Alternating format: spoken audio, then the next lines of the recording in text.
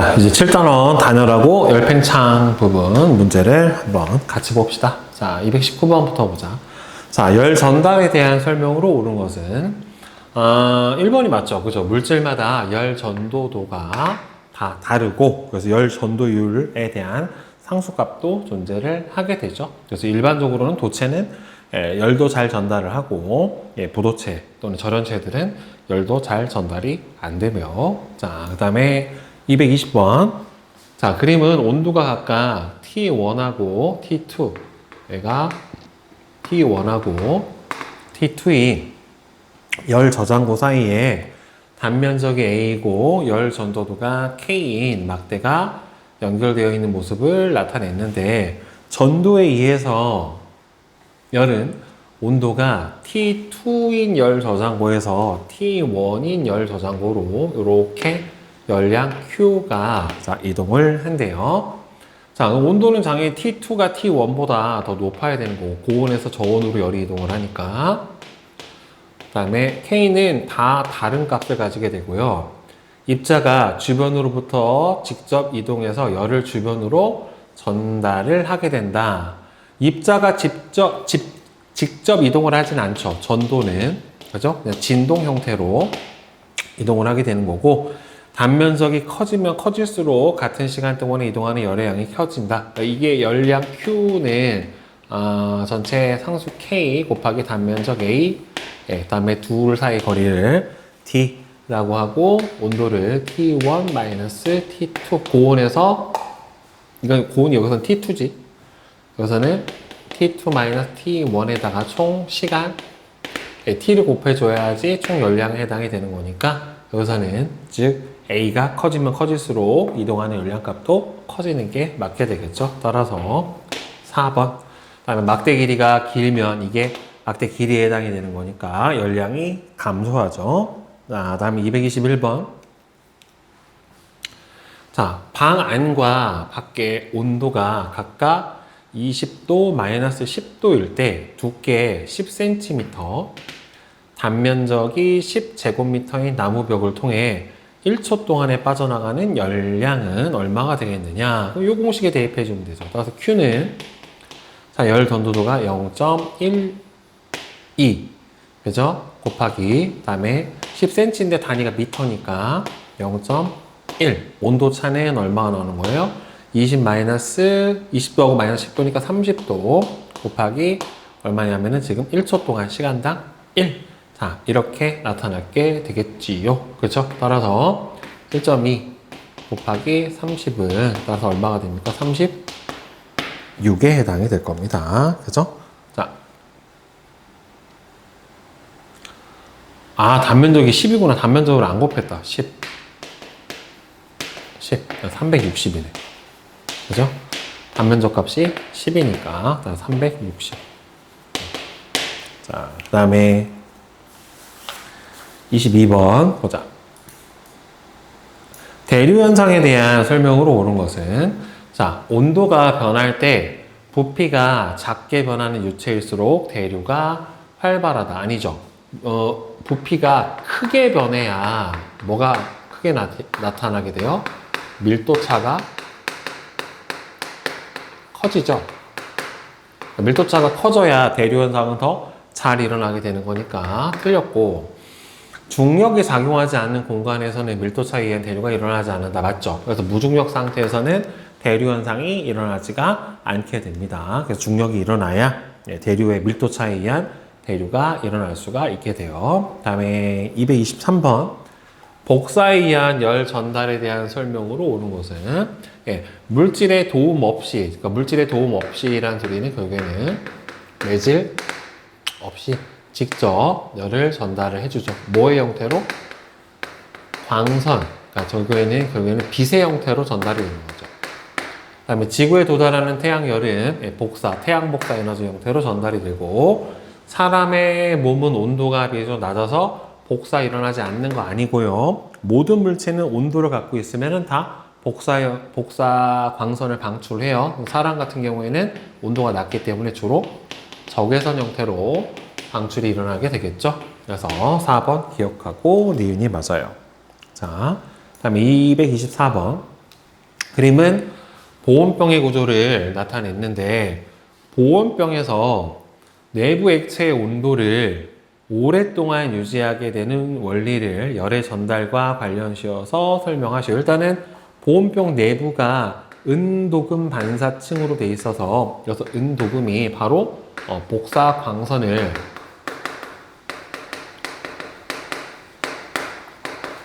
반사시켜서 열을 가둬주는 역할을 해주고 이 가운데 있는 진공층이 매질을 없애버리기 때문에 바로 전도에 의한 열 전달을 차단시켜주는 이런 역할을 해서 보온병이 열을 가둘 수가 있게 되는 거겠죠. 자, 그 다음에 225번. 표는 단면적이 같은 금속 A부터 D의 처음 길이, 늘어난 길이 처음 온도, 나중 온도를 측정한 결과다라고 얘기를 했는데, 자, 이게 전체 늘어나는 길이 델타 L은 원래 처음 길이 L0 곱하기 선팽창 계수 곱하기 델타 T, 즉 온도 변화량을 구분해주면 이게 늘어난 길이에 해당이 된다란 말이에요. 그러면 늘어난 길이가 가장 크다라고 해서 선팽창 계수가 가장 큰 거는 아니죠. 왜냐하면 여기서는 델타 T가 여기서는 40이고 이것도 40이고 이거는 20이고 이거는 20이란 말이에요. 그러니까 온도 변화가 작지만 얘는 온도 변화가 둘이 같은데 처음 길이가 또 얼마냐에 따라서 늘어나는 길이의 차이도 있게 되는 거고, 그 다음에는 온도 변화에 의해서도 달라지니까 선팽창 계수가 가장 크다 작다는 이걸로 비교가 안 되죠. 그 다음에 온도 변화가 같은 C와 D의 선팽창 계수는 같다. 그러면은 얘가 지금 1.04 늘어난 길이가 1.04는 근데 여기서 미터로 바꿔줘야 되는 거니까 3 곱하기 그다음에는 알파 C 곱하기 20 이렇게 될 거예요. 따라서 알파 C는 60분의 1.04. 물론 이제 단위를 얘를 이제 미터로 바꿔줘야 되겠죠. 1.04에다 곱하기 10에 마이너스 3승은 해줘야 될 거고, 그 다음에는 알파 D를 풀어주려면 1.2는 4 곱하기 알파 D 곱하기 20 이렇게 되는 거니까 알파 D 값은 80분의 1.2 곱하기 10의 마이너스 3승에 해당이 되는 거니까 대략 얘가 몇 배니? 3분의 4배. 그러면 3분의 4배면은 얘하고 비교했었을 때 3분의 4배 4.16을 3으로 나눠주면은 1.3 하고 대략 5 이 정도 나오니까 따라서 얘가 더 작죠 지금. 그렇죠? 얘가 3분의 4배가 됐는데 얘가 똑같이 3분의 4배가 돼야지 똑같은 거니까 선팽창 계수는 누가 더 큰 거야? 얘가 더 크다라고 볼 수가 있겠죠. 따라서 알파 C가 알파 D보다는 더 크니까 틀렸어요.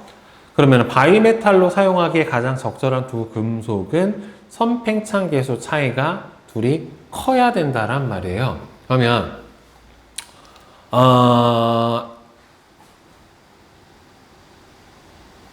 1번 같은 경우에는 늘어나는 길이가 0.76은 1 곱하기 알파 A 곱하기 40에 해당이 되는 거니까 알파 A는 40분의 0.76에 해당이 될 거고, 그러면 알파 B는 똑같이 식에 대입을 해주면 40분의 얼마가 되니? 2 곱하기 40이 아니라 2가 들어가고 40이니까 80분의 0.96 이렇게 들어가니까 얘는 40분의 0.48 이렇게 되겠네요. 그러면 알파 C는 얘는 60분의 1.049 얘는 80분의 1.2니까 얘를 그냥 다 40으로 맞춰볼까? 밑에를? 그럼 40으로 맞춰주면은 80분의 아까 1.35 정도가 됐고 얘는 그러면 얘는 40분의 0.675 이 정도 될 거고 얘는 40분의 0.6에 해당이 되는 거니까 그럼 선팽창 계수가 가장 큰 거랑 가장 작은 거를 했었을 때 바로 바이메탈로 쓰기가 좋으니까 그러면 여기서 누가 제일 크냐? 얘가 제일 크고 그 다음에는 얘가 제일 작네요. 그러면 A하고 B를 사용을 해주는 게 가장 적절하겠네. 그러면은 디귿만 맞게 되겠죠. 자, 그 다음에 226번 그림은 20도씨에서 유리 속에 일정량의 액체가 들어있는 모습과 그 다음에는 처음보다 액체 높이가 H만큼 높아진 모습을 나타냈대요. 50도씨에다가 넣었을 때 표는 유리와 액체의 종류에 따른 부피 팽창 계수를 나타냈는데 부피가 V0인 물체에 열을 가해서 온도가 델타 T만큼 증가를 했었을 때 그 부피가 V가 된 경우에 V는 V0 1 그러니까 결국에는 나중 부피는 처음 부피에다가 결국에는 처음 부피 곱하기 부피 팽창 계수 곱하기 델타 T로 구해준다 라고 얘기를 한 건데 그러면 H를 가장 작게 만들어 주려면 결국에는 여기서 유리의 팽창 계수는 크고 그다음에 이 안에 들어있는 액체의 팽창 계수는 작아야 어떻게 돼요? 유리는 많이 늘어나고 액체는 덜 늘어나야지 높이가 제일 적게 올라가게 되겠죠. 따라서 유리 중에서는 부피 팽창 계수가 가장 큰 누굴 쓰면 됩니까? A를 쓰면 될 거고 그 다음에는 액체 중에서는 부피 팽창 계수가 가장 작은 F를 써주는 게 H 높이가 가장 적게 올라가게 되겠죠. 자, 그 다음에 227번 보자. 그림은 서로 다른 두 금속 A하고 B를 접합해서 만든 바이메탈로 회로를 구성한 모습을 나타냈는데 A하고 B는 열 평형 상태에 있고 스위치를 닫고 어느 정도 시간이 지나면 바이메탈에 의해서 이게 일종의 저항이니까 그죠? 얘가 일종의 저항이니까 열이 발생을 하게 될 거고 열 발생에 의해서 온도가 올라가면은 얘가 쭉 접점이 이쪽으로 이렇게 휘어져 버리게 될 거란 말이에요. 그러니까 여기서는 팽창 계수가 B가 A보다 더 커야 되겠죠, 결국에는. 자, 그러면 열을 받아 같은 온도 차이가 발생을 하는 경우 B가 A보다 더 길어져야지 떨어질 수가 있게 되겠죠. 그럼 이거는 맞고 스위치를 닫으면 A와 B의 온도가 올라가요. 저항이니까. 이 회로는 특정 온도 이상에서 작동을 시작하는 난방기에서 사용을 할 수 있다. 특정 온도 이상에서 작동을 시작을 하는 게 아니라 특정 온도가 되면 작동이 멈춰지는 거에서 작동을 할 수가 있게 되겠죠. 따라서 기억하고 얘는 맞죠. 왜냐하면 특정 온도 이상이 돼버리면 접점이 떨어져 버리니까 그때 전류가 안 흐르게 되겠지. 자, 그 다음에 228번 그린 가는 선팽창 계수가 다른 두 금속을 접합해서 만든 바이메탈을 나타냈고 가해 바이메탈을 열을 가했을 때 아래로 휘었대요. 그럼 지금 팽창 계수는 여기서 A가 B보다 더 클 거예요. 따라서 선팽창 계수는 B가 A보다 크고 가해 바이메탈을 냉각을 시키게 되면 나의 방향으로 나의 반대 방향으로 휘어지게 된다. 그렇죠? 얘가 늘어나잖아요. 이거 수축할 때도 더 많이 수축을 해버리기 때문에 맞아요. 네, 자, 냉각시키면은 나의 반대방. 그렇죠? 이게 냉각되면 이렇게 되지. 그럼 수축되면 반대로 이렇게 된단 말이에요.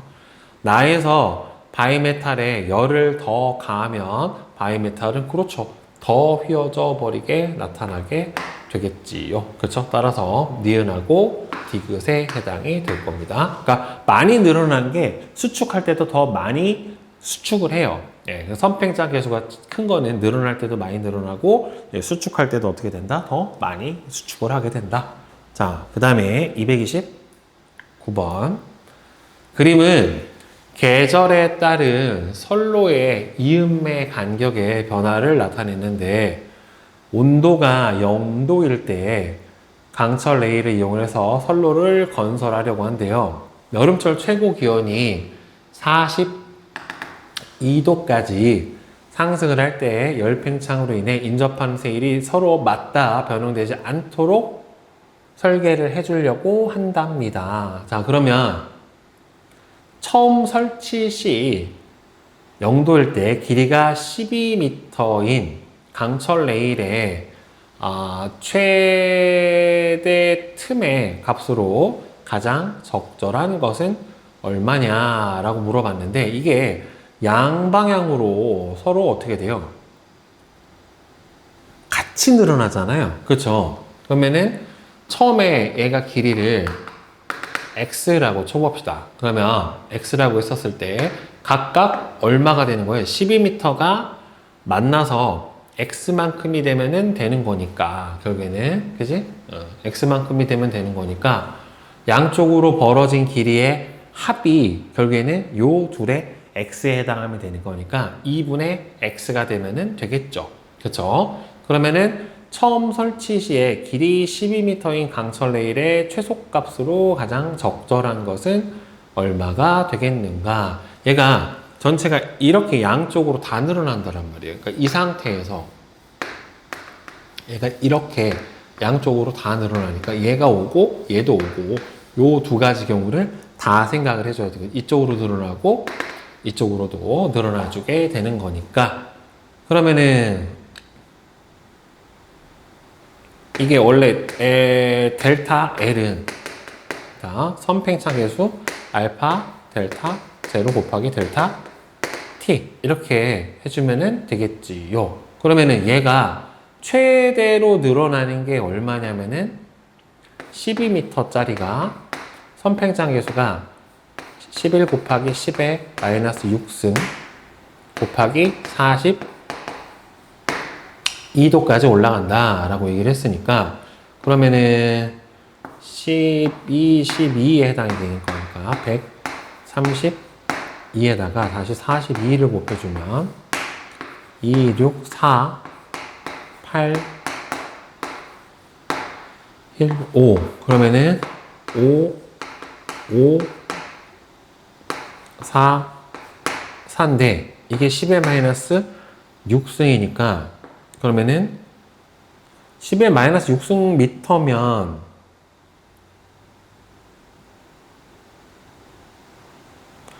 10의 마이너스 6승 미터면은 1ml가 10의 마이너스 3승 미터에 해당이 되는 거니까, 지금 이렇게 해줘 보려면은 10의 마이너스 6승이면은 얘는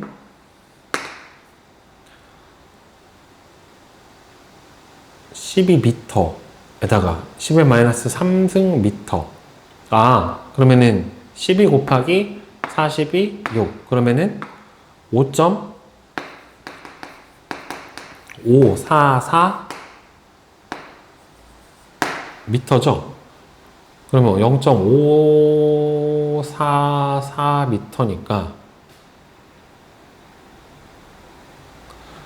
10의 마이너스 3승으로 바꿔주면은 0.544가 아니라 5.54 곱하기 10의 마이너스 6승 미터에 해당이 되는 거니까 밀리미터로 바꿔주면은 10의 마이너스 3승으로 나눠주면은 5.54 밀리미터가 최대로 늘어나게 되겠네요. 근데 이제 5.54 미터가 양쪽으로 늘어나게 되는 거니까 한쪽으로만 팽창하지 않는다. 5.54. 그럼 이거보다는 크잖아요, 지금. 5.54. 5.54보다는 큰 거니까 이거 최소값이니까 5.54보다는 크고 그 다음에는 이 최소값으로 가장 적도라는 것은 그럼 이거네, 결국에는. 그치? 그러니까 결국에는 이게 5.54 정도가 벌어지게 되면 얘가 양쪽으로 벌어지는 거니까 실제로 늘어나는 거는 여기서는 2분의 1, 2분의 1, 이 정도가 늘어나게 될 테니까 이 값이 제일 적절하네요. 그러니까 이거는 5.4는 얘보다 작으니까 이렇게 되면 철로가 만나서 휘어져 버리잖아요. 그러니까 이거보다는 약간 큰 값을 가지는 게 제일 적절할 거고 너무 커도 안 되는 거니까. 그렇죠? 최소값이라고 얘기를 했으니까. 자, 그 다음에 230번. 다음은 겨울철 건물의 난방과 열 에너지의 관리에 대한 기사의 내용 중 일부이다. 열 에너지의 관리는 겨울철 가계 경제의 핵심 변수로 작용을 하는데 26년 초 에너지 상승 여파로 가계 관리비 부담이 커진 가운데 주거 면적에 따른 난방비 차이는 더욱 뚜렷해지는데 대형 평형이 단순 대비 면적 비율보다 더 높은 수준의 에너지 비용을 지출을 한다. 그러면은 많은 비용을 들이지 않고 난방비를 줄이려고 할 때 대형 평수보다 소형 평수가 유리한 까닭으로 옳지가 않은 것은 일단은 공간의 부피가 작은 평수는 작고 일단은 창도 작고 열린 부분이 작으니까 공기의 질량도 작고 구조적으로 외부하고 접하는 표면적도 작은데 작은 평일수록 벽면 소재 열 전도도가 물리적으로 낮다. 이거는 아니죠. 같은 소재로 짓더라도 이거는 큰 평수가 크냐 작냐에 따라 공간의 크고 작고만 차이가 나는 거지 큰 평수는 뭐 열 전도도가 더 물리적으로 작고 작은 평수는 큰 평수는 열 전도도가 큰 걸로 짓고 열 전도도가 큰 걸로 짓면 오히려 안 좋은 거잖아요. 그러니까 이건 말이 안 되는 거지. 그렇지? 자, 따라서 2번은 전혀 해당 사항이 없죠. 난방비가 더 많이 나오는 부분에 대해서는. 자, 이제 1등급 완성 문제 한번 같이 봅시다. 231번. 그림 가는 단면적과 길이가 동일한 두 금속 막대 A하고 B를 직렬로 접합한 후에 양 끝단의 온도를 T1하고 T2로 해서 연결해 줬대요. 그러니까 이쪽이 지금 T1이고 여기가 T2에 해당이 되는 거고요. 나는 열 평형 상태에 도달했었을 때 왼쪽 끝단으로부터의 거리에 따른 금속 막대의 온도 변화예요. 그러니까 이때 막대 A에서 이동한 열량 QA랑 막대 B를 이용해서 이동한 열량 값은 어떻게 해야 되냐면은 서로 같아야 돼요. 자, 그러면은 여기서 QA는 단면적이 동일하다라고 얘기를 했고 팽창계수가 KA 곱하기 A 거리는 L이고 온도는 T1-T0 곱하기 같은 시간 동안에 이동을 해 준 거죠. 그쵸? 시간은 서로 동일했겠지. 여기 열평형 상태에 도달했으니까 어차피 T는 동일하다. QB는 KB에다가 단면적이 A로 갖고 L분의 여기서는 T0-T2의 T 이렇게 해당이 되는데 이거 같고 이것도 같은데 이것도 같단 말이에요. 그러면은 결국에는 여기서 T1-T0가 T0-T2보다는 어떻게 되니까 더 크잖아요. 이 값이 이 값보다는 더 크게 되니까 KB가 누구보다 KA보다 더 크다라고 봐야 되겠죠. 따라서 B가 A보다 크다는 맞게 되는 거고 열 평형 상태에서 단위 시간 동안에 A와 B를 통해서 이동하는 열량은 어떻게 됩니까? 서로 같다예요. 열 평형 상태에서는 어차피 서로 주고받는 열량 값이 어떻게 돼야 되는 거니까 같아야 되는 거니까 같다란 말이에요. 알겠어요? 자, 그 다음에 만약 T1 쪽이 B, 그 다음에 T2 쪽이 A가 되도록 막대의 위치를 서로 바꾸어서 연결을 해주면, 그러니까 여기가 T1이 되는 거고, 여기가 T2가 돼서 열 평형 상태에 도달을 하게 되면은 지금 열 전도도가 B가 A보다 더 크다란 말이에요. 그쵸? 열 전도도가 크니까 그러면은 B하고 A하고 바꿔버리면 결국엔 여기가 온도가 어떻게 돼요? 더 낮고 여기는 상대적으로 어떻게 되겠습니까? 좀 더 이렇게 온도 차이가 더 크게 나타나게 되겠죠. 그러니까 이 열 평형에 도달하는 온도가 좀 더 올라갈 것이다. 이게 순서가 바뀌면 되는 거니까. 그지? 새로운 접합부의 온도 T-는 처음 보의 온도보다는 더 높다가 맞게 되겠죠. 그래서 기억하고 디귿, 예, 요게 맞게 되겠죠. 그 다음에 232번. 그림은 겨울밤에 적외선을 감지하는 카메라로 어느 아파트 단지에 나란하게 세워진 A동, B동의 측면 모습을 찍은 거래요. 지금 겨울밤이죠, 겨울밤. 자, 근데 밝게 보이는 곳일수록 온도가 높은데 지금 A동이 B동보다 더 어떻게 돼요? 더 밝게 보였어요. 자, 그러면은 밝게 보였다는 소리는 결국에는 어떻게 되냐면은 이게 난방열이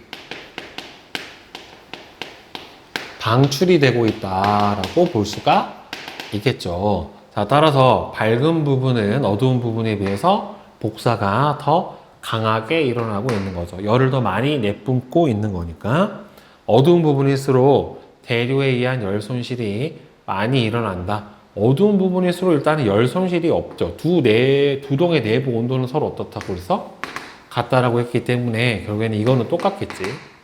B동의 측면 벽이 A동의 측면 벽보다는 단열이 더 잘 된다. 그러니까 열이 밖으로 안 새 나오고 있는 거죠. 답은 3번이 맞게 될 거고. 자, 그 다음에 233번. 그림은 단면적과 길이가 동일한 새 금속 막대 A, B, C를 붙여놓은 모습을 나타낸 것인데 위아래는 단열 처리가 되어 있고 왼쪽 끝은 지금 60도씨로 유지가 되어 있고 오른쪽은 0도씨로 지금 유지가 된 상태에서 경계부의 온도를 측정했더니 한 50도, 20도래요. 그럼 열 전도의 비율은 어차피 길이가 동일하다고 했단 말이에요. L로 동일을 해주고 그러면은 셋이 지금 일정 시간이 지났다라는 소리는 열 평형 상태에 도달을 했다라고 볼 수가 있겠죠. 따라서 이때 Q, A, B, C를 통해서 이동한 열량 값은 서로 같은 거다라고 볼 수가 있겠고 따라서 K, A 곱하기 온도 변화량이 얼마예요? 10 이거랑 K, B 곱하기 온도 변화량이 얼마예요? 30이랑 K, C 곱하기 온도 변화량이 얼마냐면은 20에서 0이니까 20이에요.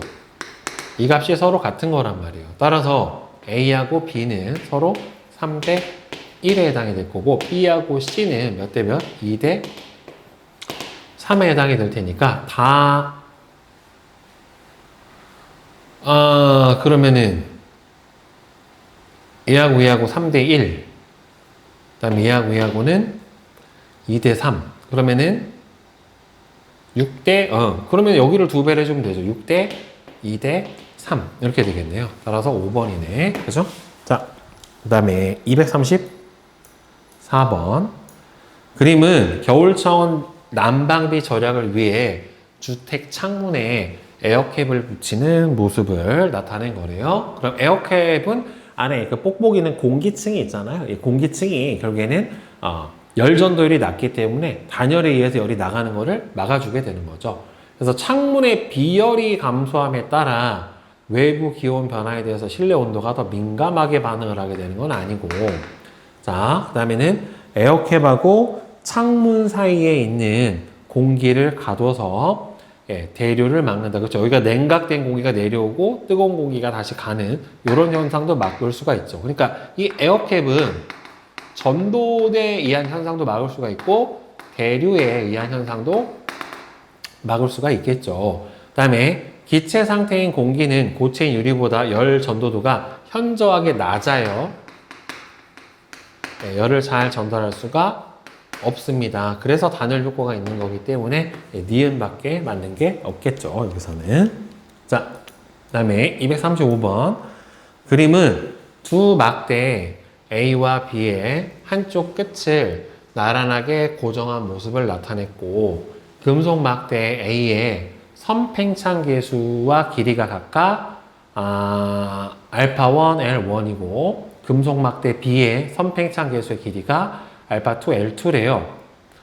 온도 변화에 상관없이 A와 B의 길이 차가 항상 일정하게 유지되기 위한 A와 B의 초기의 길이는 지금 얘가 A 알파 1하고 알파 2가 1대 2래요. 그러면 결국에 이 L2는 최종 길이는 L2 플러스 L2 곱하기 알파 2 델타 T예요.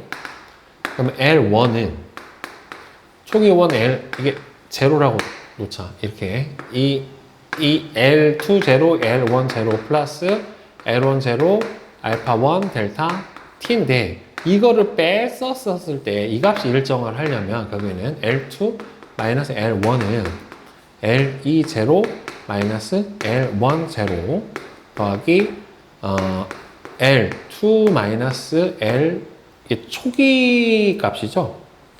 L1 제로 마이너스 L2 제로가 빠지고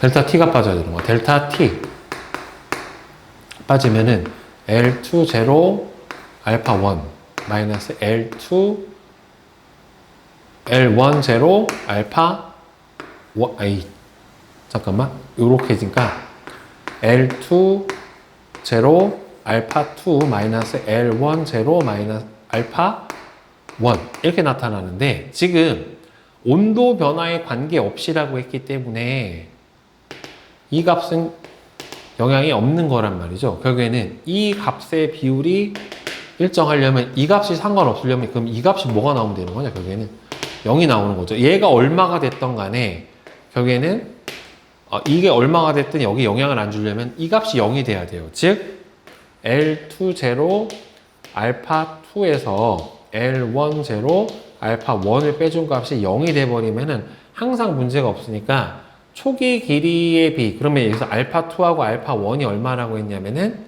알파 1 얘가 1대 2 그럼 2대 1이면 얘하고 얘는 몇 대 몇이 되게 돼요? 1대 2가 돼버리면 되겠죠. 따라서 L1 대 L2는 2대 1이 돼버리면 맞죠. 그러니까 요 식에서 이거 상관없이면 이 값이 0이 돼버리면 되는 거니까 이게 자 그 다음에 236번 그림은 프랑스 파리에 있는 높이가 324m인 에펠탑의 철제 구조물을 나타내는데 프랑스 파리의 기온이 가장 낮았을 때와 높았을 때 온도차 델타 T에 가장 가까운 값은 에펠탑의 연간 온도에 따른 길이 변화량이 0.230이래요. 철의 선팽창 계수가 저만큼이 나왔다. 그러면 얘가 온도에 따른 길이 변화가 0.230은 324 곱하기 선팽창 계수가 12 곱하기 10의 마이너스 6 곱하기 온도 변화 델타 T 이거를 풀어주면 되겠죠. 따라서 델타 T는 324 곱하기 12 곱하기 10의 마이너스 6승 곱하기 0.230 미터 이렇게 나타났으니까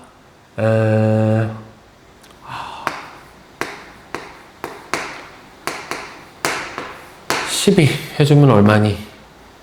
6, 4, 8 324 3, 8, 8, 8이네. 그러면은 3888분의 3888 분의 230 곱하기 10의 마이너스 3. 근데 이게 10의 마이너스 6이니까 소거가 돼버리면은 10의 3승이 될 거고, 그러면은 대략 38이면은 4,000 정도로 치면 대략 갖고 원 230을 4,000으로 나눠주면은 0.0 안 들어가지. 0, 0, 6은 안 되고, 5 얼마 정도 나오겠다. 0.005. 그러면은 5까지는 안 되고 이거보다는 실제로 좀 더 크겠죠. 왜냐하면은 얘가 38로 나눠야 되는데 이걸 큰 걸로 나갔으니까 이거는 좀 더 클 거란 말이에요. 그러면은 0.00 50보다는 좀 더 커야 되는 거니까 60도라고 보는 게 제일 적절하겠네요. 어차피 대략 구해주는 거니까 그죠? 자, 그다음에는 237 그림은 건축물에서 열과 관련된 장치나 기술을 사용을 하는 사례의 모습을 나타냈는데 이에 대한 설명으로 옳은 것은 외벽에 두꺼운 단열재를 사용을 해야 단열 효과가 크다. 그죠? 외벽 단열재는 예 맞아요. 단열 필름, 이중 유리, 구부려 설치한 배관은 모두 단열을 이용한 사례이다. 단열 필름 단열 맞고요. 이중 유리는 또 단열이 맞는데 구부려 설치한 배관 같은 경우에는 이거는 열 팽창을 고려한 거예요. 그래서 가스관이나 배관들이 휘어져 버리는 거를 막기 위해서 이렇게 해주는 거고 철근과 콘크리트 골조는 열 팽창 계수가 거의 비슷해서 계절에 따라서 이게 안에서 이 콘크리트도 팽창하고 철근도 팽창을 하는데 만약에 철근이 콘크리트보다 팽창 정도 더 크면 안에서 팽창을 해서 철근하고 콘크리트가 분리가 돼 버릴 거란 말이에요. 안에가 부스러져서 따라서 기억하고 디귿이 맞겠죠. 자, 그 다음에 238 다음은 단열재의 종류에 따른 온도 변화를 비교해주는 실험인데 골판지를 원형으로 잘라 캔의 윗면을 덮을 수 있는 뚜껑을 만들고 온도계를 끼운대요. 자, 주변에 다양한 재료 중에서 단열 효과를 측정할 재료 4가지를 선택을 해주고 플라스틱 통 안에 알루미늄 캔을 놓고 그 사이 공간을 나에서 선택한 재료로 채운대요. 캔에 뜨거운 물 100ml를 담고 뚜껑을 덮은 뒤에 5분 간격으로 30분 동안의 물의 온도를 측정을 했더니만 자, 물의 온도가 45.4, 46.9, 45.2, 46.4 이런 식으로 최종적으로 온도가 점점 낮아지긴 했는데 이렇게 나타났어요. 그러면 여기에서 물의 온도가 제일 높게 유지가 되는 게 결국에 가장 좋은 단열재에 해당이 될 테니까 그러면은 여기서 온도가 높게 유지되는 순으로 본다라고 하면은 제일 높은 온도가 1. 그 다음에는 아니구나. 46.9가 제일 높구나. 얘가 1. 그 다음에는 얘가 2. 얘가 3.